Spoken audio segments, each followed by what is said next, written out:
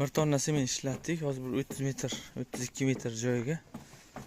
Hozir yana steyajga o'sha shkaturka ishlar bor. Yana 2 tonna sement aytilgan, 3 tonna olib aytganmiz.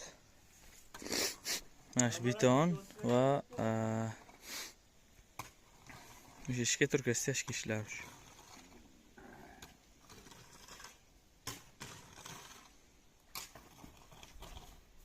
Havo juda ham zo'r, yomg'ir havo bo'lgan. Ishlaydigan chotka havo bo'lgan nasib bo'lsa. Bu harakat qilamiz maksimalni. Mana hozir 11:30 bo'ldi, qurib zagatopkalar qilib bo'ldik, endi quyish jarayonini boshlaymiz. Bir kunga quyib ketganmiz kecha mana shu qurib apalafkalarni. Hozir bu yoqlarini ham qo'ydik nasib bo'lsa. Mana bu qismimiz podval bo'lar ekan bu. Qozdirishgan buni.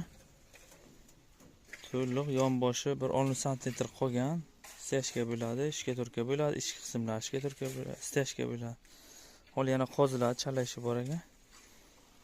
8li armaturadan qo'ydik va 12li qo'shimcha mana yorug' joylari 2 ta tayyorladik, tepaga 2 ta. Mana bu ham yorilgan. Mana ko'chadan ariq o'tgan hisobiga bu fasadga berib, cho'kib o'sha yorilib bo'lgan. Hozir qolgan joyga uncha katta yorug' yo'q. Asosiy mana bu yerga bor, keyin bu tarafga bor. Ikkita joyga yorug' bor. Mana bu ham juda ham yorilgan, ko'chaga qarab cho'kkan bu.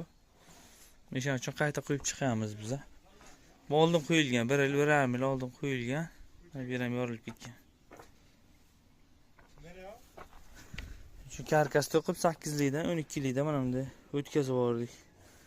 2 metr 2 metr qo'yib.